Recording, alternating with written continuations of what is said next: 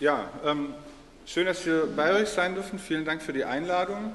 Und Entschuldigung, dass wir jetzt schon wieder, dass wir auf Deutsch sprechen. Das liegt einfach daran, dass wir beide leider kein Französisch können und unser Englisch auch nicht so gut ist. Und vielen Dank für die Möglichkeit, dass wir auch auf Deutsch vortragen können. Ich bin Jörg Braun. Ich bin das einfache Mitglied unserer Netzpolitik-Arbeitsgemeinschaft und ich arbeite für die Bundestagsabgeordnete Petra Sitte der Linken an netzpolitischen Themen und sozusagen habe das Glück, das Ganze beruflich machen zu dürfen. Und wir werden gleich eben in 3 Punkten hier einführen in die Geschichte der linken Netzpolitik in Deutschland, dann ein paar Schwerpunkte, die wir da setzen und dann nochmal so ein bisschen passend auch zu dem, was Julien heute Morgen gezeigt hat, die Konfliktlinien, die wir in diesem Dreieck Staat, Öffentlichkeit und Privatisierung sehen. Ja, ich bin Sebastian Koch, ich bin Sprecher unserer Bundesarbeitsgemeinschaft Netzpolitik.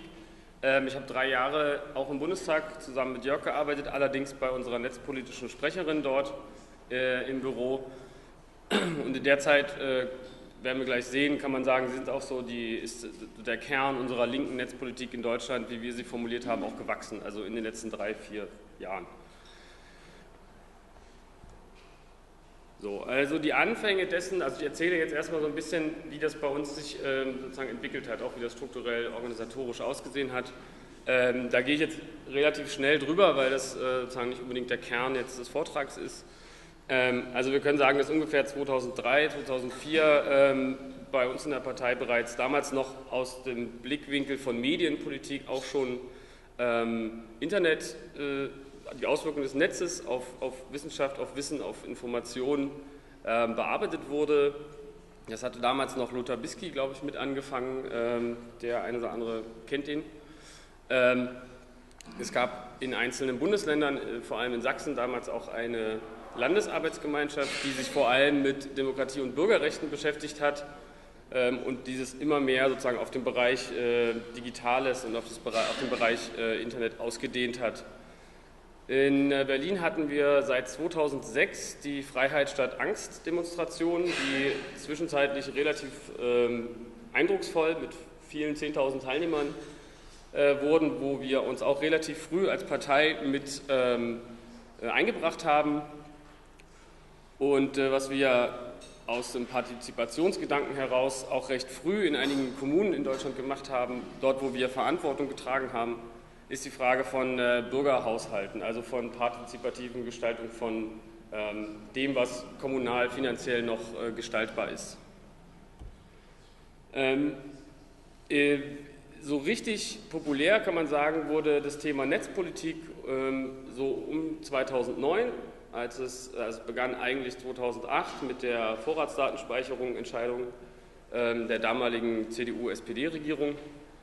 2009, das war ein Bundestagswahljahr, da hatten wir in Deutschland die große Debatte über das sogenannte Zugangserschwerungsgesetz, kurz Netzsperren, wo die damalige Familienministerin von der CDU, Ursula von der Leyen, auf die Idee kam, man könnte doch eigentlich müsste doch mal die Kinder schützen im Internet und müsste auf den Seiten, wo kinderpornografische Inhalte draufstehen, müsste man mal so ein Stoppschild davor setzen. Also das war, ich weiß nicht, wie weit die Debatte bekannt ist, der Vorschlag war sozusagen technisch und inhaltlich nicht sonderlich smart. Es gab ganz schnell Anleitungen bei YouTube, wie man diese Technologie mit einfachen Stoppschildern hätte umgehen können. Es ging also eigentlich um Symbolpolitik. Und da kommen wir dann nachher nochmal zu diesem Dreieck. Es war auch sofort und bis heute so, dass die Content-Provider, vor allem die Musikindustrie, ganz laut geschrien hat, wir wollen sowas auch für Urheberrechtsverletzungen. Also die Frage der Darstellung von sexueller Gewalt gegen Kinder war ganz schnell nur ein vorgeschobenes Argument.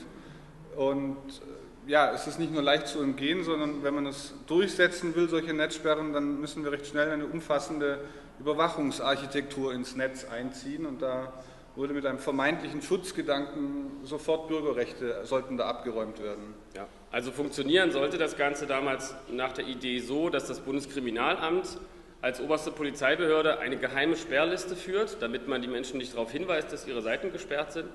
Diese sollten sie dann einmal am Tag oder einmal in der Woche oder was an die Zugangsprovider schicken, damit die entsprechenden Stoppschilder für ihre Kunden vor die jeweiligen Seiten setzen. So, da war keine richterliche Kontrolle oder Ähnliches vorgesehen. Ich kenne das aus anderen europäischen Ländern, wo das probiert wurde, wo wir massiv mit sogenannten Overblocking zu tun hatten, also wo haufenweise Seiten auf diesen geheimen Sperrlisten gelandet sind, die gar nichts mit sexualisierter Gewalt an Kindern zum Beispiel zu tun haben. Und von konservativer Seite, den Satz noch, und von konservativer Seite wurde auch ganz zeitnah danach gerufen, dass man das, wenn das gut funktioniert, ja eigentlich auch noch gegen rechtsextremistische Inhalte oder gegen dieses und jenes einsetzen könnte. Und die Länder, die zu der Zeit solche Netzsperren hatten, das sind völlig unterschiedliche, also ein autoritäres Regime wie die Türkei, eine sozialdemokratische Regierung in Finnland oder auch Australien, die hatten halt solche Netzsperren und es war immer der Punkt des Overblockings. Es ging immer auch vor allem gegen linke Parteien und gegen NGOs, selbst in demokratischen Ländern. Und es traf auch so absurde Sachen wie Witze-Homepages. Und nochmal zurück zum Thema, also dem ursprünglichen Thema sexuelle Gewalt gegen Kinder. Es ging ja nicht darum, sie aus dem Internet zu löschen, sie zu verfolgen. Es ging lediglich darum, dass die User sie nicht mehr sehen. Es war sozusagen eine Symbolpolitik. Also das war einfach zu vermitteln, wir machen was gegen Kinderporno. Ja, das war so die Schlagzeile. Da kann ja eigentlich keiner was dagegen haben. Das wurde dann, wie gesagt, 2009, noch kurz vor der Parlamentswahl beschlossen, mit den Stimmen von CDU und SPD. Die Grünen erstaunlicherweise, obwohl sie ja immer so auf ihre bürgerrechtlichen Aspekte abzielen, haben sich, glaube ich, zur Hälfte enthalten in der Fraktion. Die andere Hälfte hat es abgelehnt und einzig konsequent dagegen waren witzigerweise die Liberalen und wir als die Linken. So. Es gab dann damals, weil dann wurde sozusagen netzpolitische Themen immer populärer, sind alle Parteien so ein bisschen aufgewacht. Wir haben auch damals als Linke so eine Vorläufergruppe unserer jetzigen Arbeitsgruppe gegründet mit dem Namen Digitale Demokratie, um zu gucken, wie können wir in der Partei Menschen, die sich mit diesem Thema beschäftigen, eigentlich vernetzen und zusammen progressive linke netzpolitische Inhalte für unsere Partei entwickeln. Im gleichen Jahr gab es noch ein anderes spannendes Projekt im sozusagen Umfeld unserer Partei. Das ist das Blog Digitale Linke, also digitale-linke.de.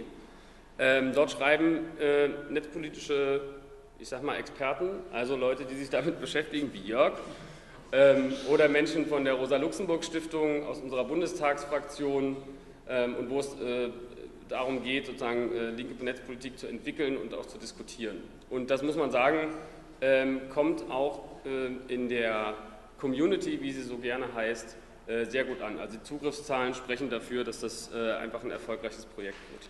Zwei kurze Anmerkungen. Gleichzeitig mit dem Start gab es eine Konferenz, die, wie auf der ersten Folie schon gezeigt war, diesen Schwerpunkt, den wir, glaube ich, immer noch ein bisschen, vielleicht auch zu sehr haben, nämlich das Internet als Wissensraum wahrzunehmen.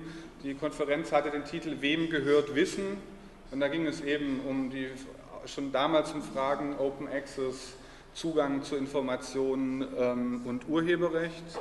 Und das andere als kurze Anmerkung zur Frage von Dodo vorhin, was denn die Linke mit dem Netzfeminismus zu tun hat. Wir haben bis heute das Problem, dass da eigentlich nur Männer mitschreiben.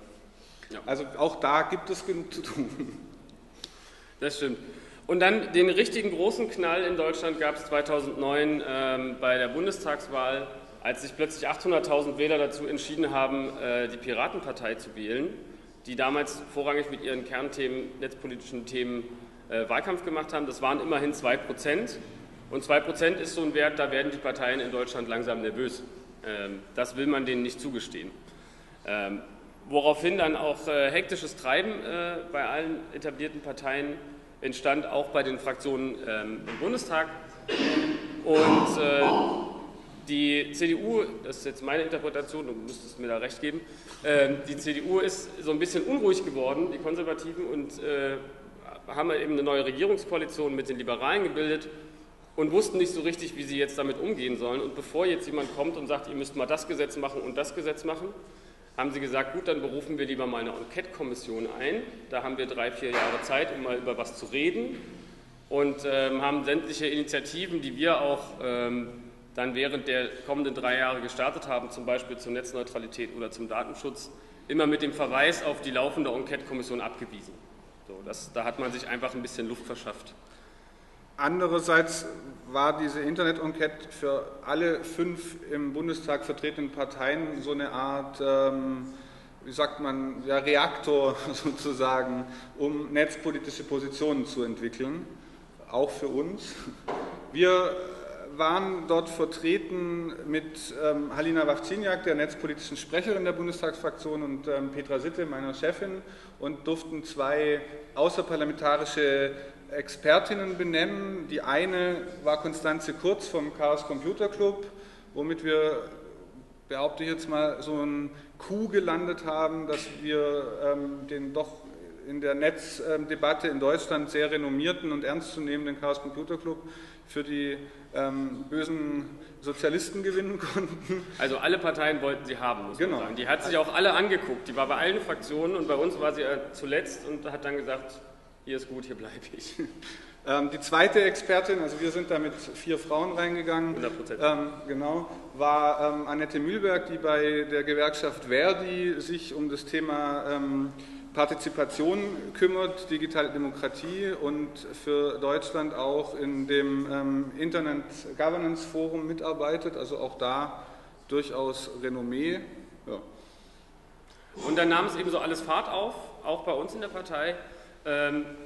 2011 stand an, dass wir uns als Partei ein neues Grundsatzprogramm geben, und da haben wir dann 2010 schon angefangen und gesagt, da muss jetzt auch mal substanziell was Netzpolitisches rein, denn das gehört zu einer modernen linken Partei, wie wir finden, dazu.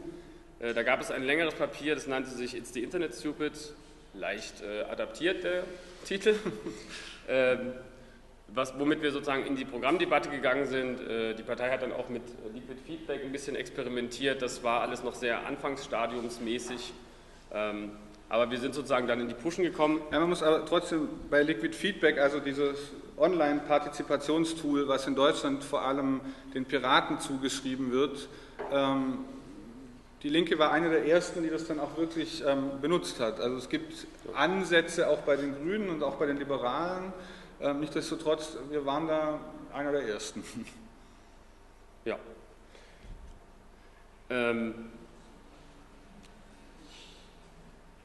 Was ist das für ein Blut? Naja, also es gab dann eben nicht nur, dass wir es geschafft haben, weil es anfänglich gar nicht so klar war, ob das passiert, 2010 der Partei ein paar netzpolitische Leitlinien in ihr Parteiprogramm zu schreiben. Auch die Bundestagsfraktion ist dann wenige Monate später nachgezogen und hat ihr Grundsatzprogramm veröffentlicht, womit wir dann so ein paar Pflöcke eingeschlagen hatten. Zu den Schwerpunkten kommen wir ja nachher noch, nur um das sozusagen in die Geschichte einzuarbeiten. Genau. Und wir haben dann im Anfang 2011 eine weitere Arbeitsgemeinschaft in Berlin gegründet, die sich mit dem Thema beschäftigt.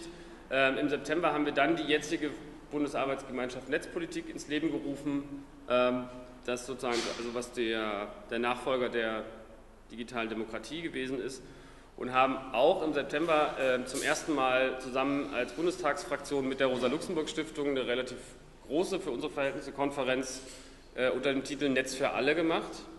Netz für alle ist damals als Label entstanden, was so ein bisschen auch ausdrücken soll, was unser linker Anspruch an Netzpolitik ist, dass es vor allem eine Frage von Zugangs- und Teilhabegerechtigkeit und nicht ausschließlich ein bürgerrechtlicher Aspekt ist. Das ist sozusagen die Erweiterung zu dem, was man bei den Grünen an Netzpolitik bemängeln kann.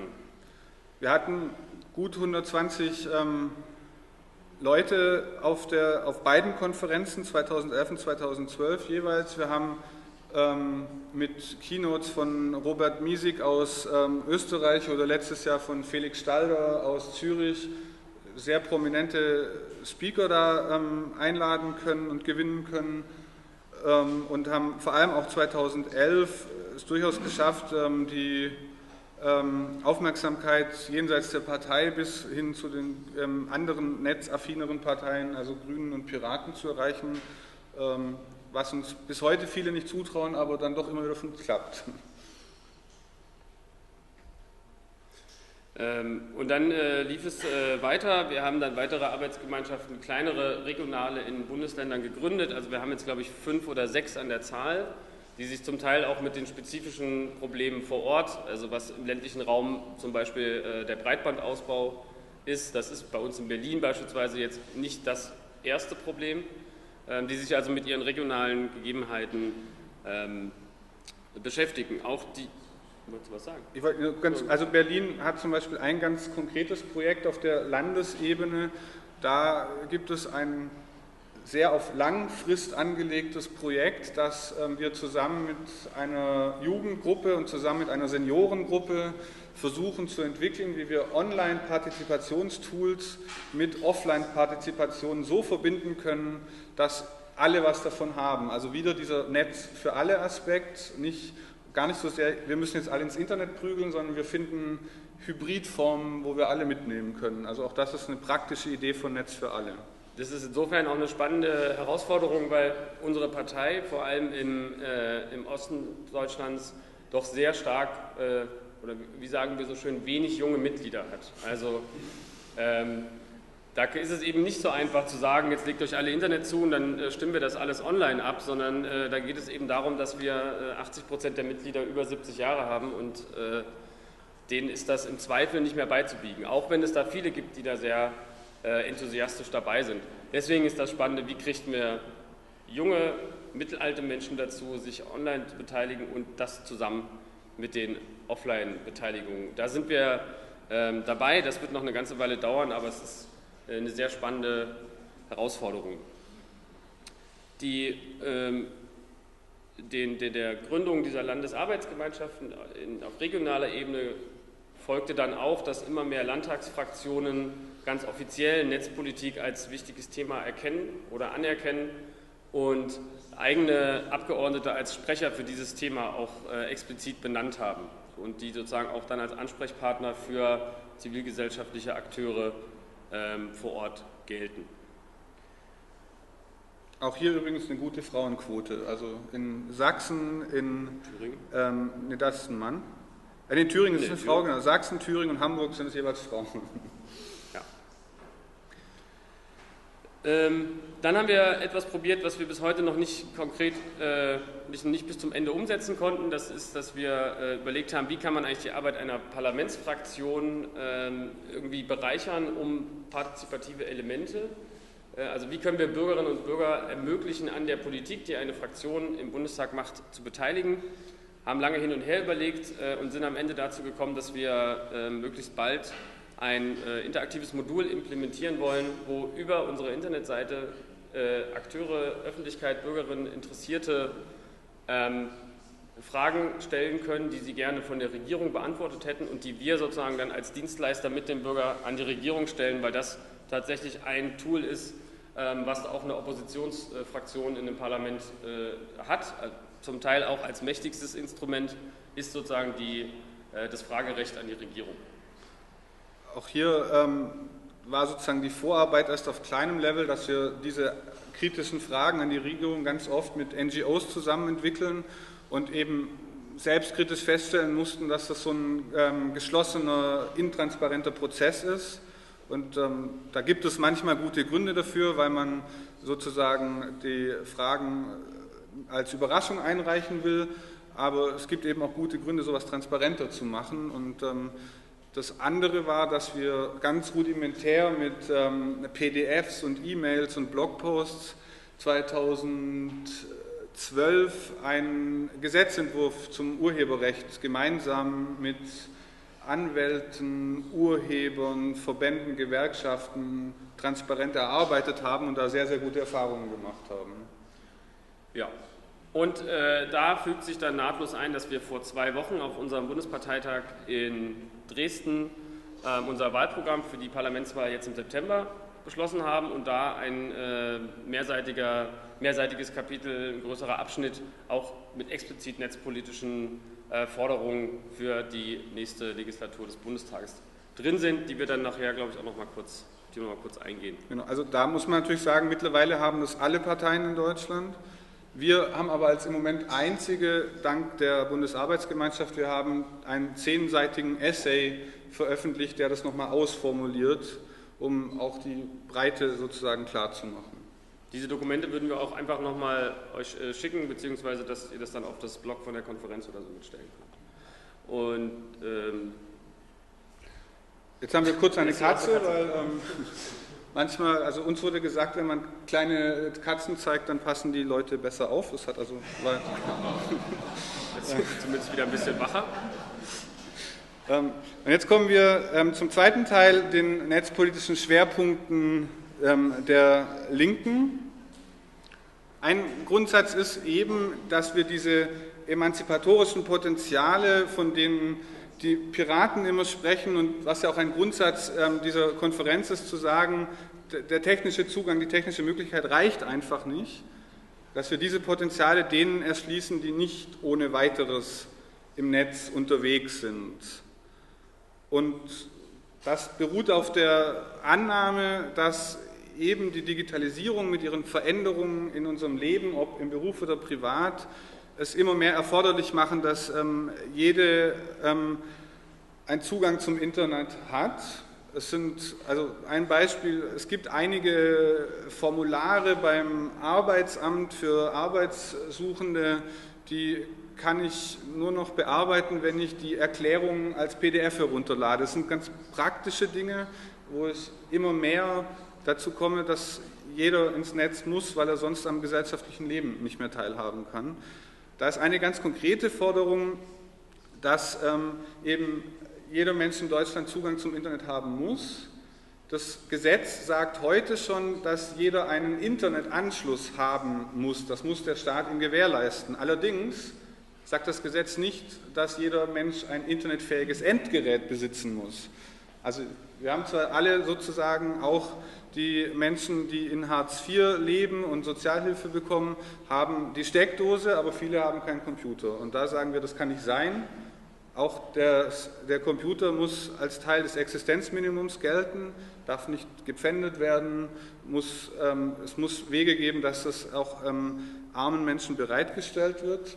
Sowas gibt es im deutschen Sozialrecht, zum Beispiel bei der Frage, wenn ich in eine neue Wohnung ziehe und also Transferleistungsempfänger bin, dass ich dann Anrecht zum Beispiel auf ein Darlehen, ein zinsloses für eine Küche habe oder dass ich mir einen Kühlschrank, eine Waschmaschine kaufen kann und so weiter. Also da gibt es so verschiedene Varianten, das ist noch nicht bis zu Ende dann ausdiskutiert, wie das konkret umgesetzt wird, aber die Idee ist zumindest, dass man es zum Teil des Existenzminimums erklärt und das beschreibt in Deutschland sozusagen den Lebensstandard, wenn man so will, den alle haben müssen. Da ist dann zum Beispiel auch drin, jeder muss Strom haben, jeder muss Wasser haben, jeder muss irgendwie Dach über dem Kopf haben und wir meinen eben, dass jeder auch faktisch und praktisch einen Zugang zum Netz haben können muss. Der Hintergrund ist einfach das heute Morgen von Julien schon angesprochene Grundrecht auf Zugang zu Informationen. Wenn ich mit einem Radio oder einem Fernseher kann ich mich informieren. Das Neue am Netz ist aber, ich kann teilhaben an der Debatte und auch das ist Teil des Zugangs in unserer Definition und genau deshalb diesen Punkt. Dazu gehört natürlich auch die Barrierefreiheit des Internets, also dass die Inhaltsangebote so aufgebaut sein müssen, dass sie möglichst allen, ob sie jetzt sehbehindert sind oder ob sie nicht hören können und so weiter, zugänglich gemacht werden muss. Auch da sollten Standards gesetzt werden, jenseits der Freiwilligkeit. Und genau, also das andere ist und das bedeutet eben, dieser Teil der öffentlichen Daseinsvorsorge und der geht dann, und das ist jetzt auf der nächsten Folie, eben bei der Infrastruktur weiter. Breitband-Internet, Glasfaser-Internet muss auch bis in das letzte Dorf, bis auf den letzten Bauernhof kommen. Und das wäre, der eine Weg wäre ein gesetzlicher Weg, der den Internet als Universaldienst definiert, dass also es eine gesetzliche Verpflichtung gibt, alle Menschen damit zu versorgen.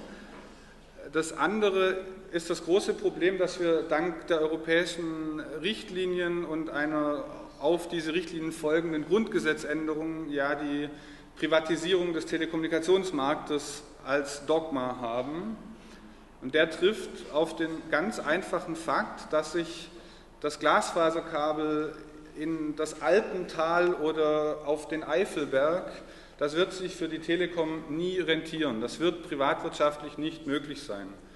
Und das ist eine Chance, hier diesen Privatisierungswahn anzugreifen und zu fordern, wir brauchen Netzausbau und auch Netzbesitz jenseits der privatwirtschaftlichen Strukturen. Und Julien hat ja vorhin schon vom öffentlichen Netz gesprochen. Wir kommen da nachher vielleicht nochmal dazu in diesem Konflikt Markt, Staat, Öffentlichkeit. Aber hier stellen wir uns eben vor, dass es möglich sein muss für Kommunen, für Genossenschaften, dass sie kleinteilige Netzstrukturen aufbauen, die sich dann vernetzen können. Also es geht uns weniger um das große Staatsinternet. Man sieht in der Türkei, wo das hinführt, wenn der Staat ein zentrales Internet anbietet, sondern es geht um die Vernetzung von vielen kleinen kommunalen und gemeinwirtschaftlichen Strukturen. Es passiert auch zum Teil schon in Kommunen im ländlichen Raum, dass sich dort einzelne Gemeinden zusammenschließen und gemeinsame Netzgesellschaften gründen, in der Regel angekoppelt an ihre Stadtwerke, die dann entweder als gemeinnützige GmbHs oder mehr oder minder private Unternehmen organisiert sind, aber immer noch einen halbwegs vernünftigen Zugriff der Kommune bieten. Die bauen dann tatsächlich ihre eigenen Netze, die nehmen sozusagen viele Kredite auf, weil sie sagen, den Leuten müssen wir es geben und die Telekom bringt es einfach nicht. Der zweite Punkt ist die gesetzliche Festschreibung der Netzneutralität. Ich würde da jetzt gerne drüber springen aus Zeitgründen, weil Julien das heute Morgen schon schön definiert hat, wenn das in Ordnung ist, sonst bitte ich um Widerspruch. Gut, aber auch das eine elementare Forderung. Dann Datenschutz. Es geht uns um die informationelle Selbstbestimmung, also um den letzten Spiegelstrich vorwegzunehmen. Die Menschen wollen offenbar kommunizieren, sie wollen ihr Ich im Internet teilen und wir sagen, unser Grundsatz ist, jede und jeder darf sich so nackt machen, wie sie oder er will im Internet, aber es muss bitte niemand. Und das ist genau der Punkt, wo man eben Facebook, Twitter und ähnliche angreifen muss, dass wir sagen, solche Dienste sollen im Netz mit den höchstmöglichen Datenschutzeinstellungen angeboten werden und dann hat jede Person für sich die individuelle Entscheidung, öffne ich diese Einstellungen. Heutzutage ist es genau andersrum. Das ist vielleicht auch nochmal ein spannender Punkt, der es sich lohnen würde, in so einer europäischen Vernetzung auch nochmal gemeinsam zu diskutieren, weil vor allem von konservativer Seite uns in Deutschland immer gesagt wird, naja, Facebook ist ein internationales Unternehmen, da kommen wir nicht ran, die halten sich halt nicht an unsere Gesetze, Pech gehabt. Dass es nicht ganz so ist, haben wir in Deutschland bei Google Street View gesehen, da wurde massiv politisch Druck gemacht und dann haben wir jetzt diese, ich glaube, die ist tatsächlich einmalig in Deutschland, diese Ausnahme, dass wenn man mit Google Street View durch deutsche Städte fährt, dass man fast nichts mehr sieht, weil das alles verpixelt ist, weil die Leute Angst haben, dass man weiß, wie ihr Haus aussieht. Gut, ich habe kein Haus, deswegen ist mir das egal, ich habe eine Wohnung. Aber es gibt offensichtlich noch Mechanismen, in denen man auch die großen internationalen Konzerne angehen kann. Also wir haben recht engagierte Datenschutzbeauftragte in Schleswig-Holstein und Hamburg, die auch nicht davor zurückschrecken, gegen Google oder Facebook einfach mal eine Abmahnung mit einem Wert von, weiß ich nicht, 200.000, 300.000 Euro auszustellen. Aber das wäre spannend, dass man das europäisch nochmal diskutiert. Wenn man dann zu der Frage kommt, wer soll das eigentlich regeln? Macht das Europa, macht das die UNO oder... Und auch eine Forderung, die jetzt mit Prism und Tempora nochmal ganz spannend und wichtig wird, dieser Auskunftsanspruch, dass ich anfragen kann beim Staat, bei einer Behörde, aber auch bei Firmen wie Facebook und Twitter, welche Daten sind bei mir über mich gespeichert und wer bekommt die alle. Und dazu gehört eigentlich auch ein Löschanspruch, der allerdings natürlich in einem dezentralen Netz etwas schwierig durchzusetzen ist. Nichtsdestotrotz sollte der aufrechterhalten sein.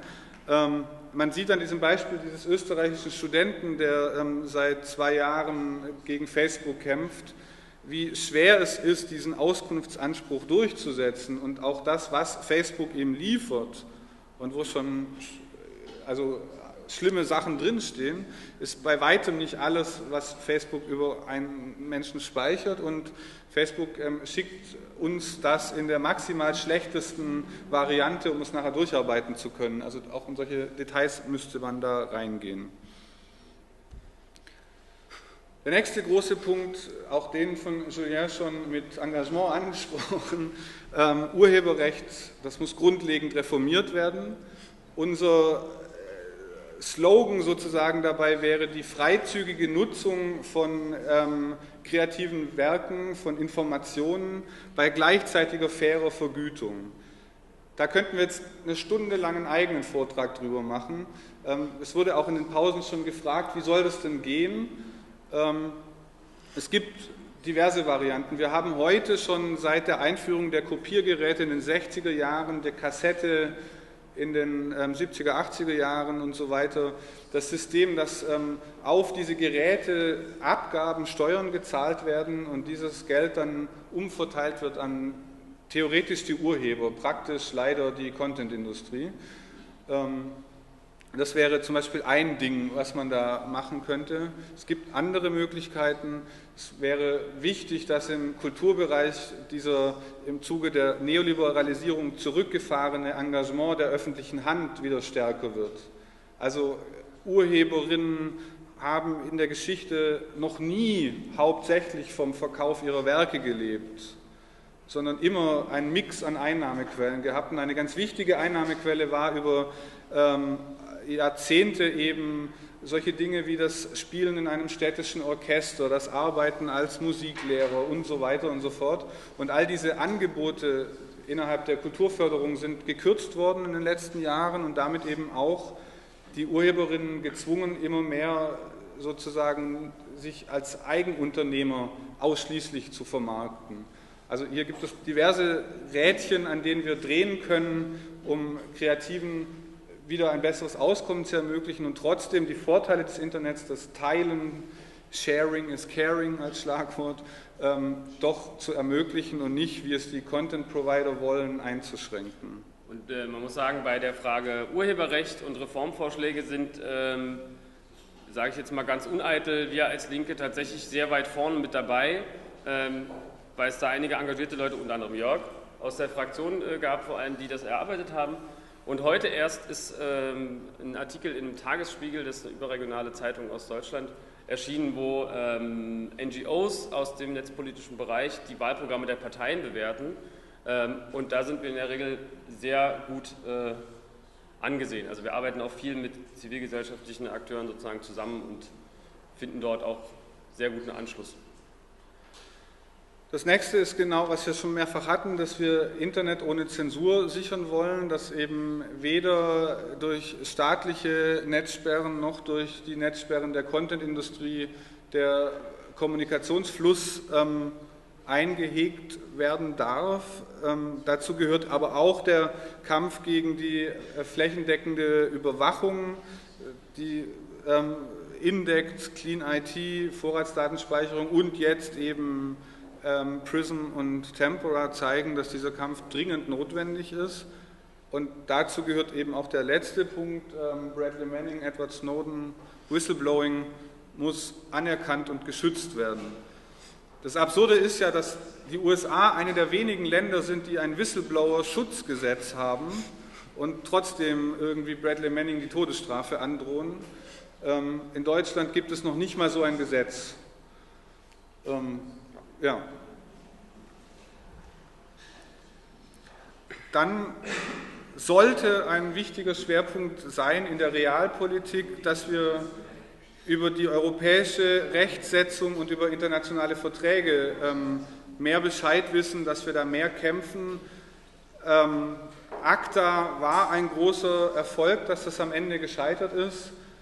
Das so ganz versteht, glaube ich, immer noch keiner, wie das kommen konnte, weil die Proteste, muss man ehrlicherweise sagen, zumindest in Deutschland und soweit wir das sehen konnten, auch in Polen, wo sie sehr stark waren, die kamen nicht von den linken Parteien, die kamen nicht von den etablierten NGOs, sondern sie kamen von der ganz jungen Generation, die in Deutschland unter dem Schlagwort YouTube-Kids laufen. Also Menschen 16, 20, 25, die eben das Internet wirklich leben und darin quasi geboren sind und die auf einmal ihre Lebenswelt in Gefahr sahen. Und solche Leute zu finden und sie mit in die Bewegung zu nehmen, wäre ein großes Ziel. Und das andere ist, es ist dringend nötig. Wir haben in den nächsten Wochen und Monaten mehrere EU-Richtlinien oder Proposals für EU-Richtlinien, die ein freizügiges Internet angreifen. Die nächsten Freihandelsverträge, TTIP als Schlagwort, sind in Verhandlungen. Also ACTA, es ist wie eine Krake. Man hat ACTA abgeschlagen und es kommen 10 neue Arme. Dann die Chance, die emanzipatorischen Potenziale weltweit zu verbreiten.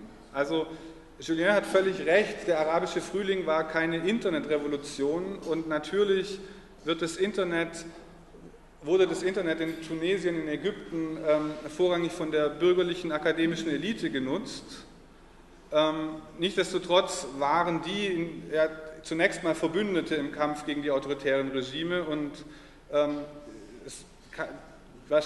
ziemlich sicher wird die Rolle für die Organisation der Revolution, die Rolle der Internet-Multis völlig überschätzt und propagandistisch ausgenutzt von ihnen selber.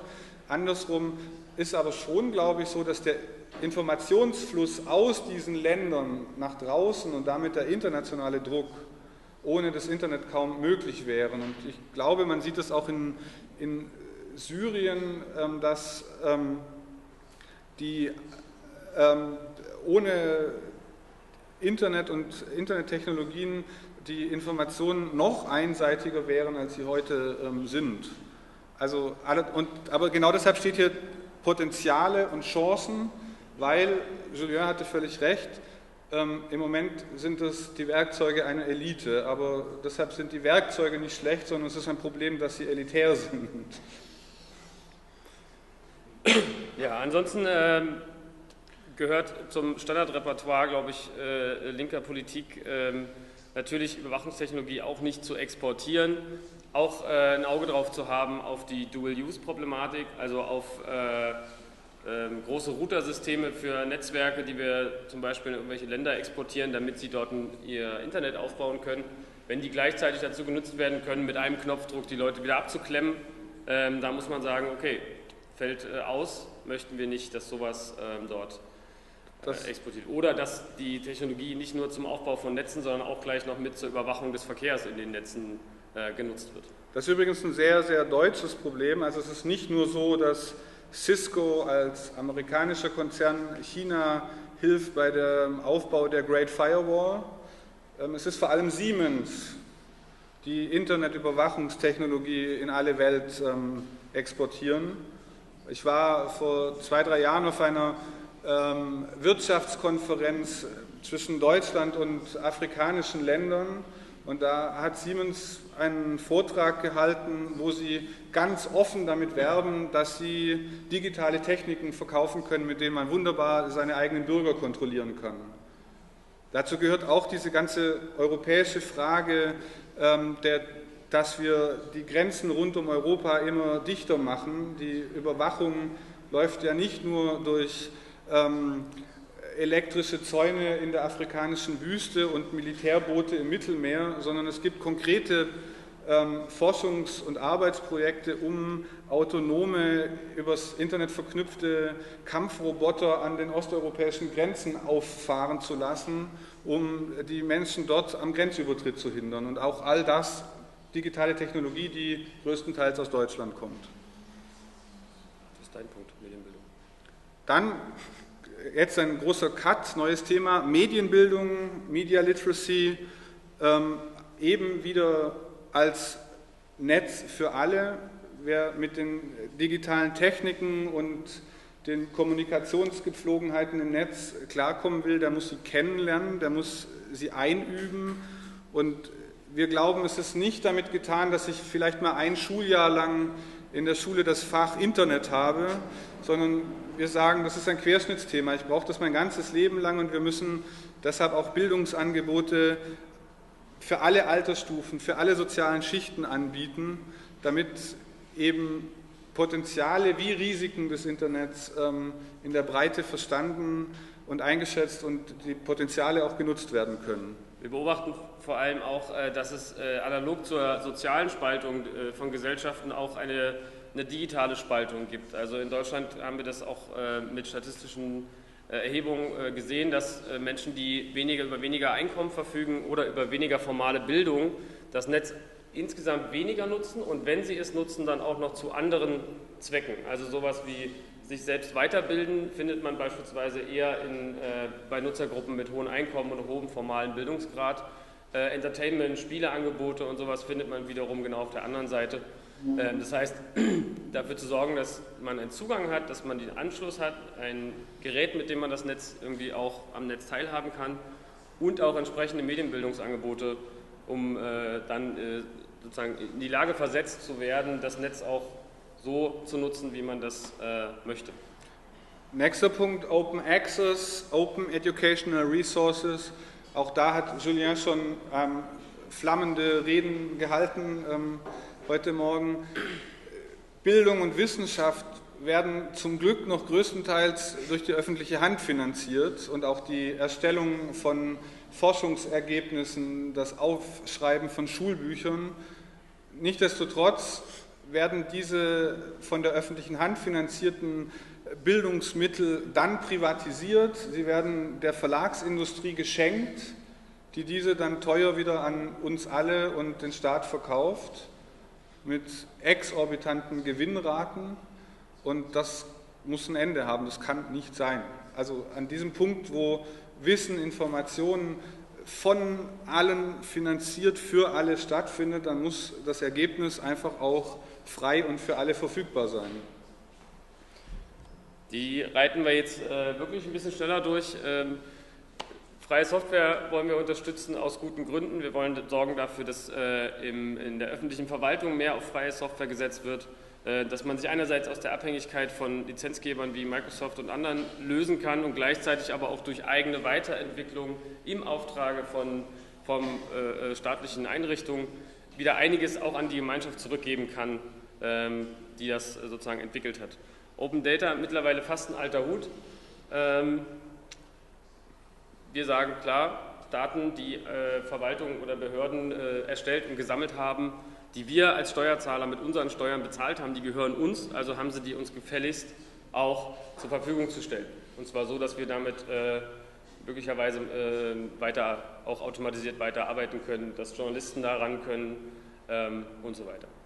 Es gibt ein positives Beispiel, das auf Open Source Technik basierend mit OpenStreetMap eine NGO eine App entwickelt hat, vor allem in Berlin, aber theoretisch auch deutschlandweit, um barrierefreien Zugang zu öffentlichen Gebäuden, zu U-Bahn-Stationen, zum Kino, was auch immer, aufzuschreiben, sodass Menschen mit Rollstühlen, mit Kinderwägen und so weiter,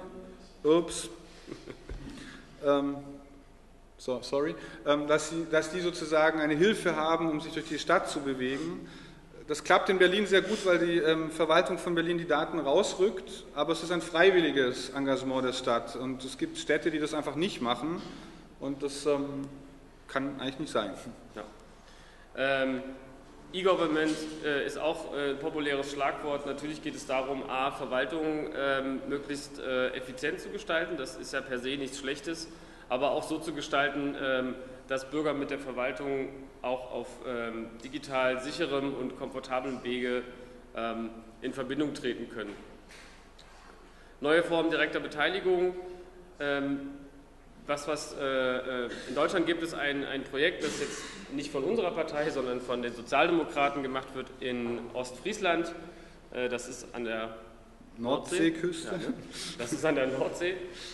Dort wird jetzt mal getestet, ein halbes Jahr lang, wie ein Liquid Feedback System in einer Gemeinde funktionieren kann. Also wo Menschen sagen können, also quasi Anträge stellen können an die Gemeindeverwaltung oder an das Gemeindeparlament.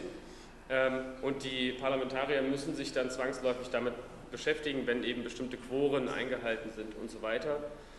Ist auf jeden Fall ein Punkt, wo wir mit dran arbeiten wollen. Bürgerhaushalte hatten wir schon, Freifunk, also Free Wi-Fi. das wollen so gut wie alle Parteien in Deutschland. Der Unterschied ist der, dass vor allem die Konservativen und Liberalen darunter verstehen, dass irgendein privater Anbieter WLAN-Access Points in den Städten aufmacht, damit die Touristen da surfen können und eben zu Google und Amazon gehen. Uns geht es mehr darum, dass Menschen in ihren Straßen, in ihren Vierteln, in ihren Dörfern die Rechtssicherheit haben, dass sie legal ihre Wi-Fi-Hotspots öffnen können, damit sie miteinander kommunizieren können, dass sie Meshing-Netzwerke aufbauen können, ohne dass sie sofort vor Gericht kommen. Das waren die Schwerpunkte. Jetzt keine Katze, aber trotzdem ein neues Kapitel. Die Parallele zu dem Vortrag von Julien, die Konfliktlinien, wie wir sie aus deutscher Sicht sehen.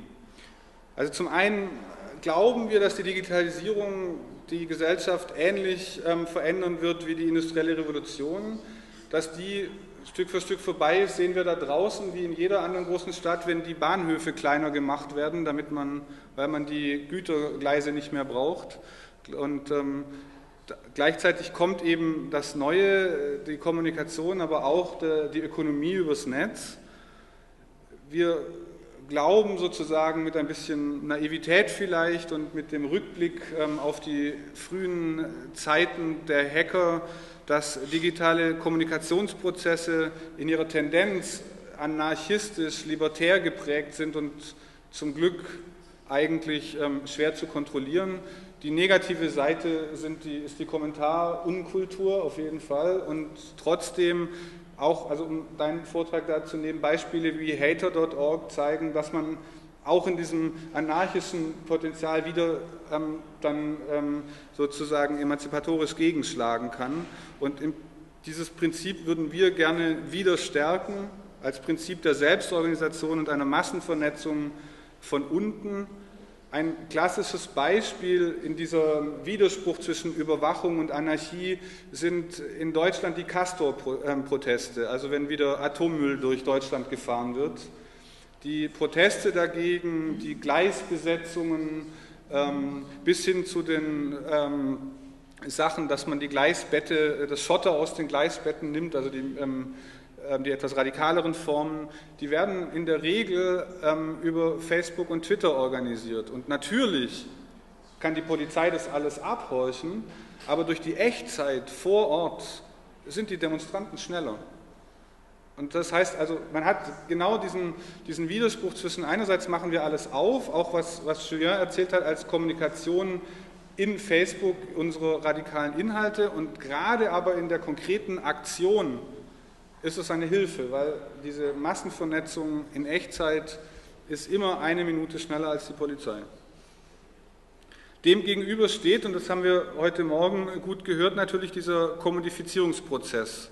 Also der massive Weg der Privatisierung von Daten, von Informationen, die Einhegung der Kommunikation durch die Content-Provider und die Netzprovider und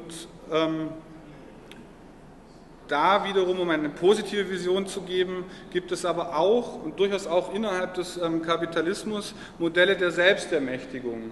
Die digitalen Handelsplattformen, also Amazon ist sozusagen der Bad Guy, aber es gibt, und einerseits ist es ein sehr klischeehaftes Ding, andererseits ist es ein emanzipatorisches Potenzial, diese ganzen Strickblocks, diese ganzen Handarbeitsblocks, die dann anfangen, ihre Produkte in Heimarbeit selbstbestimmt zu ihrem eigenen Preis anzubieten und zu verkaufen, ermöglichen zwar in dieser klischeehaften Weise, sehr weiblichen Weise, ermöglichen sie jede Menge Frauen aus diesem Hausfrauendasein rauszukommen und sich eine eigene ökonomische Basis aufzubauen, als ein Beispiel. Kommen wir zu diesen Privatisierungsprozessen. Auch da kurz, weil Julien schon viel gesagt hat. Apple, Google, Facebook, Amazon als Beispiele, Agfa in kurz, natürlich Microsoft gehört dazu und weitere, bauen immer mehr ihre eigenen Ökosysteme, machen immer mehr, schließen Zugang ab, monopolisieren ihre Modelle und gewinnen damit unglaubliche Marktmacht. Also ein Spezifikum des Internets sind ja diese The Winner Takes It All Märkte. Also es gibt, auch das hat Julien angedeutet, es gibt kleinere, die aber sofort aufgefressen werden. Meistens hat man in einem Online-Segment immer nur einen großen Player. Und das ist so ein großes Konfliktfeld. Dann der Versuch, sich nationalstaatliche Regulierung zu entziehen, indem man sagt, oh, wir zahlen aber in Deutschland keine Steuern, weil wir sitzen in Luxemburg und wir müssen uns auch nicht an den deutschen Datenschutz halten, weil eigentlich sitzen wir in Irland und diese Spiele, wobei man da erstens sagen muss, das ist kein digitales Phänomen und zweitens, es ist die Politik, die es den Konzernen erlaubt. Also das sollte man da nicht ganz vergessen. Ein ganz großes Problem, das Wissen, das die Welt besitzt, wird Stück für Stück nur noch von Google, Apple oder Microsoft zugänglich gemacht. Alle drei haben große Bildungsprogramme, wo sie versuchen, iPads an die Schulen zu bringen, wo sie Schulen mit Microsoft-Rechnern ausstatten, wo sie Exklusivverträge mit Schulbuchverlagen haben, sodass die besten Schulbücher nur noch auf dem iPad funktionieren. Google digitalisiert einen Großteil unserer Archive und Bibliotheken, geht da verhältnismäßig fair vor, weil sie sagen, hier, wir vermarkten das 5 Jahre für uns und danach geht das in die Gemeinheit und gehört dann wieder dem Staat. Aber sie könnten jederzeit sagen, nö, es gehört nur noch uns. Das ist im Moment ein Goodwill, dass Google solche Sachen ausmacht. Und da kommt dann der untere Bullet Point. Das Problem liegt nicht nur bei den Konzernen, bei den Multis. Das Problem liegt natürlich auch im Rückzug des Staates auf all diesen Feldern. Dass wenn man sich anguckt, wie wenig Geld in Projekte wie die Europäer fließt, im Vergleich zu dem Geld, das Google in sein Google Books Projekt steckt und wie schnell die öffentliche Hand Public-Private Partnerships mit Google eingeht, statt es selber zu machen. Das Gleiche haben wir in der Hochschullandschaft. Die Unis könnten eigene Open-Access-Server aufbauen, aber sie kaufen trotzdem lieber die Zeitschriften von Elsevier und Wiley und den anderen Wissenschaftsverlagen. Dann, wir hatten auch darüber heute Morgen schon gesprochen, der Netzausbau, die Infrastruktur. Es sind nicht mehr die meistens, oder zumindest in Deutschland ja noch irgendwie staatlich dominierten Telekommunikationskonzerne, die die Infrastruktur besitzen. Nein, Google baut massiv Infrastruktur aus. Das heißt, sie werden wirklich mehr und mehr wird Google zum Internet. Wenn Ihnen die Netze gehören, wenn Ihnen der Zugang gehört und wenn Sie jetzt anfangen, wie Sie es mit YouTube und anderen Sachen machen, auch noch Content-Provider zu werden, irgendwann gehört Ihnen das Internet. Und das wird ein Problem, weil die werden das kostenlos anbieten. Also dann heißt es plötzlich, die Welt ist voller neuer Services und wir müssen nicht mal mehr was dafür bezahlen, weil wir tatsächlich als Produkt für die Werbekunden herhalten. Und dann wird es schwierig. Dann zum Datenschutz über PRISM, Tempora, die Safe Harbor Abkommen mit den USA haben wir heute Morgen schon gesprochen.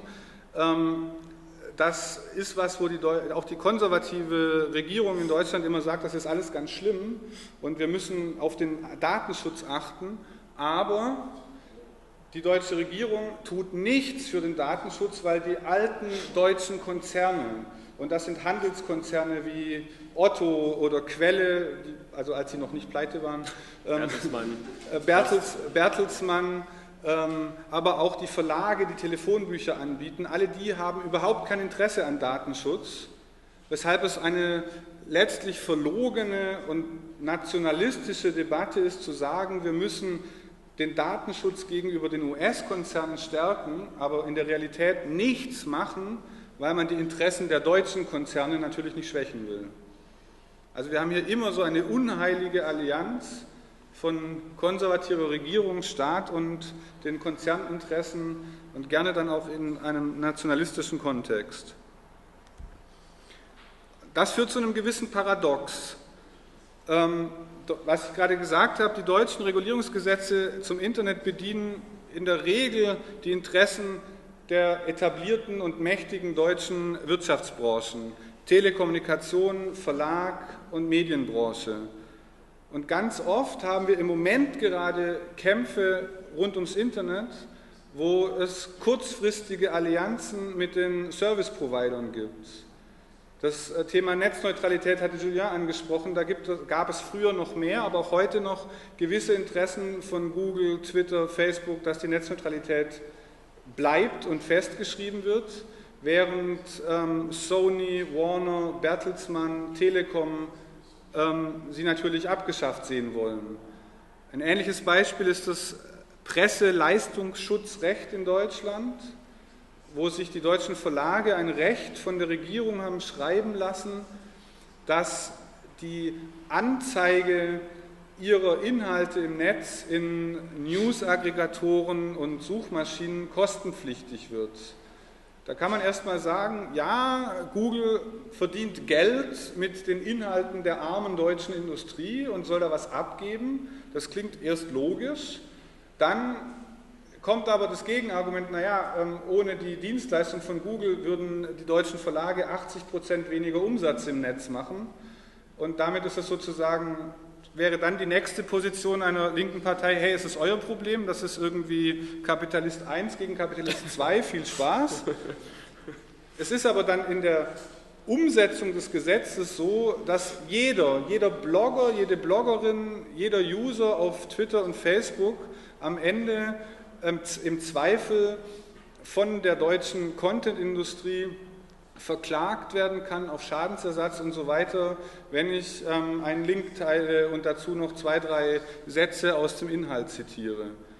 Und deshalb gibt es sozusagen heute, gerade wenn man von der Seite des Free Flow of Information auf der Kommunikationsfreiheit schaut, logischerweise Allianzen mit den Service-Providern, weil die damit Geld verdienen, dass wir sie benutzen, um unsere Informationen fließen zu lassen. Das heißt also, das sind unheilige Allianzen, das ist klar, und am Ende wird es die Frage sein, ob man sich da wieder rausretten kann und dann eben dieses Ding, dass man selber zum Produkt geworden ist, wieder los wird. Es sind aber auch schwierige Kämpfe, weil, ich meine, auf dem Plakat, natürlich hat auch die linke Luxemburg einen Facebook-Button auf dem Plakat und auch die Partie de Gauche diskutiert in Facebook und die deutsche Linke macht es genauso, weil da sind die Menschen, da sind alle und es ist verdammt bequem und oft auch cool, wie Julien heute Morgen schon sagte, es zu nutzen und zunächst einmal bringt es kommunikative Freiheiten. Das ist ein Widerspruch, der einerseits schwer zu lösen ist, wo wir aber andererseits auch noch keine Lösung in Gänze haben. Nichtsdestotrotz, es gibt ein paar Möglichkeiten, gegen die Multis vorzugehen. Sebastian hat schon was genannt. Die deutschen Datenschutzgesetze gelten für alle Firmen, die in Deutschland etwas anbieten. Es ist völlig egal, ob diese Firma wie Amazon in Luxemburg sitzt oder wie Google behauptet, in Irland zu sitzen. Wenn sie ihr Angebot in Deutschland machen, können wir deutsches Datenschutzrecht auf sie anwenden. Es muss nur irgendjemand machen. Und es gibt einzelne Bundesländer, die machen das und dann funktioniert es auch. Andere leider nicht. Das ist also auch wieder ein Staatsversagen ein Stück weit. Und ähnliche Sachen sind im Verbraucherschutz möglich. Es gibt in Deutschland diesen sogenannten Internet-Button, der ist relativ einmalig. Wenn ich in Deutschland etwas im Internet kaufen will, muss der Anbieter wie Amazon mir am Schluss der Transaktion nochmal in einfacher Sprache, in deutlicher Schrift sagen, so, du kaufst jetzt dieses Produkt zu diesem Preis, willst du das wirklich? Mag ein kleines Erfolg sein, aber es macht sozusagen illegale Geschäfte im Internet wesentlich schwieriger. Und es ist eine deutsche Regelung, also die gibt es sonst nirgendwo. Und alle großen Konzerne halten sich natürlich dran, weil sie weiter am Markt in Deutschland Geld verdienen wollen. Deswegen sollte man da einfach weniger Angst sozusagen haben, einfach mal versuchen, die Gesetze, die man hat, sinnvollerweise auch durchzusetzen. Also wir brauchen diese internationale Politik und den internationalen Kampf gegen die Privatisierung wie gegen die staatliche Überwachung. Und wir haben in Europa ganz viel, was in Brüssel geregelt wird, aber es ist eine Lüge der Konservativen und der Liberalen, dass wir in den Nationalstaaten nichts machen könnten. Es gibt Möglichkeiten.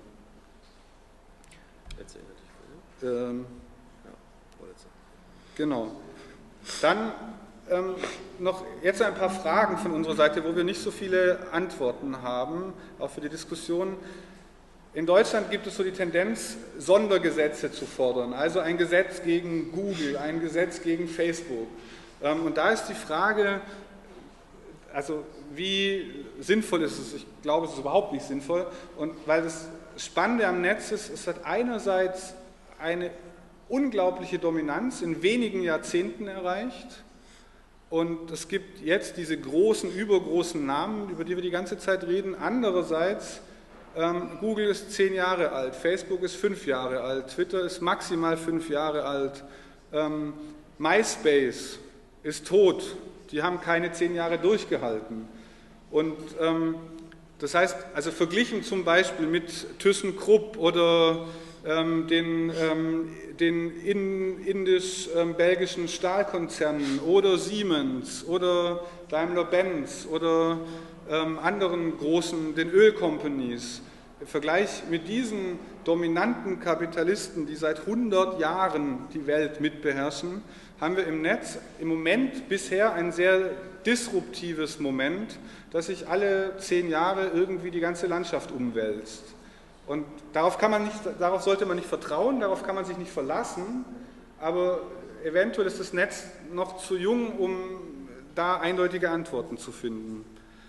Das andere, dass sie oft cool sind, hatten wir schon. Und ja, das Beispiel von Julien mit, warum sind wir alle bei Twitter, es gibt doch Diaspora.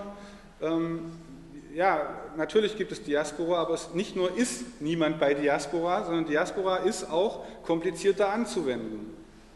Und wenn man sich anguckt, ich habe vor ein paar Monaten mal mit einer Lobbyistin von Twitter gesprochen, 80% der Twitter-User in Europa und über 90% der Twitter-User in den USA, die interessieren sich für Justin Bieber, für Christina Aguilera und diesen ganzen Entertainment-Scheiß und nicht für politische Partizipation.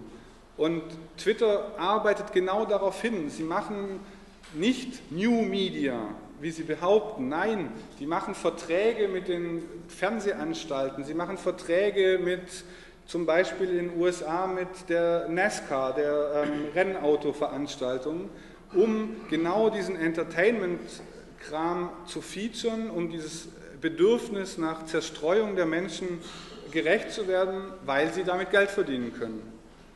Und dagegen anzukommen, zu sagen, hey, Diaspora ist aber eigentlich viel emanzipativer und da müssten wir eigentlich hingehen, das ist auch ein Kampf, bei dem man nochmal schauen muss. Und das andere ist, wenn wir zu Open Source kommen, so toll Open Source ist genau die Frage mit der Arbeitszeit, die auch Susanne aufgemacht hat. Wenn ich irgendwie meinen Job als modernen Familienvater ernst nehme mit 2 Kindern und noch ein bisschen Geld verdienen muss, dann habe ich auch keine Zeit mehr, einen Blog-Eintrag zu schreiben. Erst recht habe ich keine Zeit mehr, irgendwie nachts noch 3 Stunden an irgendeinem Source-Code weiterzuarbeiten. Also da brauchen wir, glaube ich, eben generelle Antworten, die die Verteilung von Arbeit und Freizeit angehen in der Gesellschaft, bevor wir da drauf kommen. Und deshalb sozusagen jetzt nochmal unser etwas naives, positiver Appell, dass das dem Internet zugrunde liegende technische Prinzip des Teilens, des Sharings hat nicht nur die Gefahr, dass es von Google privatisiert wird, sondern es führt eben dazu, dass immer mehr Menschen sich mit gemeinwirtschaftlichen, nicht kommerziellen, kollektivistischen Ideen und Projekten sowohl im digitalen als auch im analogen wieder vertraut machen. Also die Idee der Commons, die ist total alt und die wird alle 30 Jahre von linken und progressiven Bewegungen wieder hochgeworfen. Aber im Moment kam sie wieder durch das Internet und sie kommt eben nicht nur bei Open Source, sie kommt beim Kochen, sie kommt beim Gärtnern, sie kommt bis eben zu solchen Saatgutfragen, die wir mit Monsanto bei ACTA angesprochen haben. Da gibt es weiterhin neben all den Problemen, die wir mit Markt und Staat haben, gibt es eben dieses Wachsen der Öffentlichkeit, die durch die Digitalisierung mit verstärkt wurde. Ja, und in diesem Sinne unsere letzte Folie. Die Abschlusskatze. Yes, I smell revolution. Vielen Dank.